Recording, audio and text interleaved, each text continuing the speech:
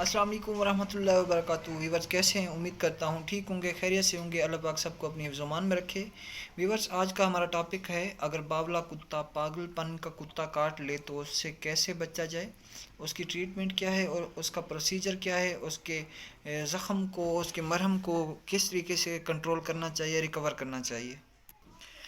Viewers rabies ایک بیماری ہے، ایک وائرس سے پھیلتی ہے اور یہ وائرس چند ایک جانوروں میں پایا جاتا ہے، اور یہ بیماری کسی جانور کے کاٹنے سے یا اس کا لعاب لگنے سے انسانی جسم پر، یا کسی زخم پر اس کا لعاب لگنے سے تو دوسرے جانور یا انسان متاثر ہو سکتے ہیں۔ انسان پر یہ بیماری جب اثر کرتی ہے تو اس بیماری کی علامات انسان کے اندر ہیڈروفوبیا کی علامات نمودار ہوتی ہیں، سامنے آتی ہیں، شو ہوتی ہیں۔ اور ہیڈروفوبیا وہ بیماری ہے کہ انسان کو پانی سے ڈر لگتا ہے۔ انسان کو پانی سے ڈر لگتا ہے تو سمجھو کہ انسان باولا اور پاگل ہو گیا ہے۔ اور ہیڈروفوبیا کا جو مریض ہے وہ 2 سے 6 دن تک زندہ رہ سکتا ہے، 2 سے 6 دن، اس کے بعد اس کی اموات ہو جاتی ہے۔ پاگل پن کا جو وائرس ہے، ریبیز ہے، وہ انسان کے یا جانور کے لعاب میں، سلائیوا میں ہوتا ہے۔ تو جب پاگل پن کا کتا انسان کو کاٹتا ہے تو اس کا جو وائرس ہے ڈائریکٹلی ہمارے برین پر، ہمارے دماغ پر، میڈولا پر اثر کرتا ہے اور جلد ہی بہت زیادہ تیز اثر کرتا ہے۔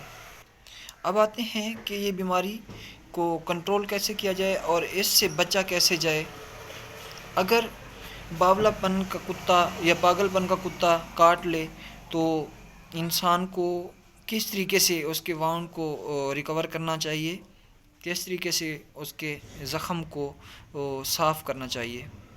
سب سے پہلے اس کے وانڈ کو، زخم کو پانی، ڈیٹول پانی ایسا ہو، پریشر ہو اس کا بہت زیادہ اوپر سے گر رہا ہو، پریشر کے ساتھ اس کے زخم کو صاف کیا جائے۔ اور اگر ضرورت پڑے تو ویکرل کرومک کیٹ گٹ سے ٹانکے لگائے جائیں۔ ٹانکے 1-1 انچ یا 2-2 انچ کے فاصلے سے لگائے جائیں۔ اگر حسب ضرورت، اگر خون نہ بند ہو رہا ہو، بلڈ ویسلز یا وینز کٹ گئی ہوں تو اس صورت میں ٹانکے لگائے جائیں، ادروائز ٹانکے نہیں لگائے جائیں۔ زخم کو اوپن رکھا جائے، زخم کو چھوڑ دیا جائے۔ ٹانکے لگانے سے اس کے اندر جو ظاہر ہوتا ہے آٹومیٹکلی بلڈ ویسلز میں چلا جاتا ہے اور انسانی جسم میں نقصان پیدا کرتا ہے۔ تو اس کو کنٹرول کرنے کے لیے اگر بلڈ ویسلز کٹ گئی ہوں کتے کے کاٹنے سے تو اس صورت میں ٹانکے لگائے جائیں، ادروائز ٹانکے نہ لگائے جائیں۔ ٹانکے کرومک کیٹ گٹ، ویکرل ان دھاگوں سے لگائے جائیں، اور جس دھاگے سے ٹانکے لگائے جائیں اس دھاگے کو بالکل ختم ڈسٹ بن میں ڈال دیا جائے۔ اس دھاگے کے ساتھ کسی دوسرے جانور کو یا کسی بندے کو ٹانکے نہیں لگائے جا سکتے۔ جس نیڈل سے ٹانکے لگائے گئے ہوں اس نیڈل کے ساتھ دوسرے انسان کو ٹانکے نہیں لگا سکتے۔ جس نیڈل ہولڈر کے ساتھ نیڈل کو پکڑا گیا ہو اس نیڈل ہولڈر کو اگر سٹرلائز نہ کیا گیا ہو تو اس کے ساتھ دوسرے مریض کو ٹانکے نہیں لگا سکتے۔ فارسیپس، آرٹری فارسیپس، جتنی بھی اوزار انسٹرومنٹ اس آپریٹ میں، اس مینر سرجری میں استعمال کیے ہوں تو اس کو اس وقت تک دوسرے بندے پر استعمال نہیں کر سکتے جب تک اس کو سٹرلائز نہ کیا گیا ہو۔ اور مریض کو اینستھیزیا دینے کے لیے جس سرنج کا، جس نیڈل کا استعمال کیا گیا ہو وہ نیڈل اگر عملے کے کسی بندے کو لگ جائے، چبھ جائے تو وہ مریض بھی اس وائرس سے متاثر ہو سکتا ہے، وہ بندہ بھی اس وائرس سے ہیڈروفوبیا کا شکار ہو سکتا ہے۔ اگر باولا کتا کسی جانور کو، کسی بلی کو، کسی خرگوش کو، کسی بھی جانور کو کاٹ لے تو وہ جانور بھی اس بیماری سے متاثر ہو سکتا ہے۔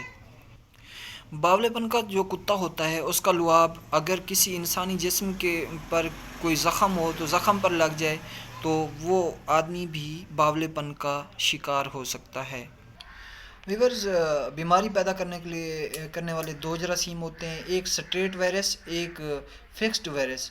جو سٹریٹ وائرس ہوتے ہیں وہ انسانوں میں پائے جاتے ہیں اور جو فکسڈ وائرس ہوتے ہیں وہ جانوروں میں پائے جاتے ہیں۔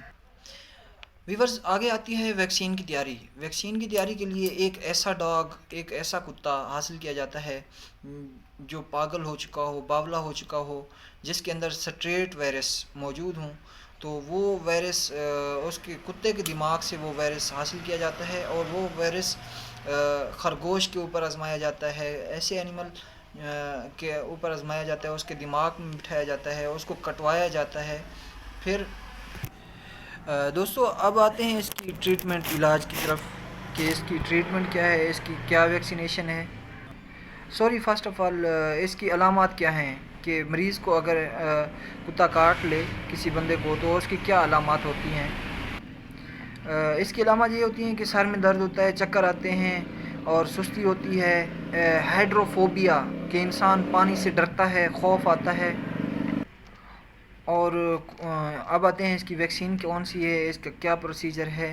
ویکسین اس کی درج ذیل ہے کہ کچھ ویکسینیں جو ہمارے پاکستان میں دستیاب ہیں. پاسچر پرمی سیمپل یہ ویکسین عام طور پہ جو ویکسین استعمال ہوتی ہے وہ ہے سیمپل. وہ ویکسین یہ ہے کہ 14 ٹیکے ہوتے ہیں ڈیلی بیس پہ. ایک ٹیکہ 14 دن زیر ناف ایپیڈرمس میں لگایا جاتا ہے، سبکوٹینیس میں جلد میں لگایا جاتا ہے. اور 14 دن اگر درمیان میں ایک ٹیکے کا بھی وقفہ ہو جائے تو اس ویکسین کا جو عمل ہے دوبارہ سے شروع ہوتا ہے، دوبارہ وہ ویکسین کرانی پڑتی ہے روزانہ ڈیلی بیس پہ. دوبارہ سے ایک پہلے ٹیکے سے شروع 14 ٹیکے دوبارہ لگوانے پڑتے ہیں. اور دوسری ویکسین ہے HDC. یہ وہ ویکسین ہے کہ 5 ٹیکے کندھے میں انٹرا ماسکولر لگائے جاتے ہیں ڈیلی بیس پہ، ایک ٹیکہ روزانہ. اور سیمپل ویکسین جو ہے نا زیر ناف جو لگتی ہے وہ 14 ٹیکے جو ہیں وہ بڑوں کے لیے 2 سے 2.5 cc ڈیلی بیس پہ، اور چھوٹے بچوں کے لیے 1 cc لے کر 2 cc تک لگایا جاتا ہے. دوستو اگر ویڈیو پسند آئے تو لائک اور شیئر ضرور کر دینا. شکریہ.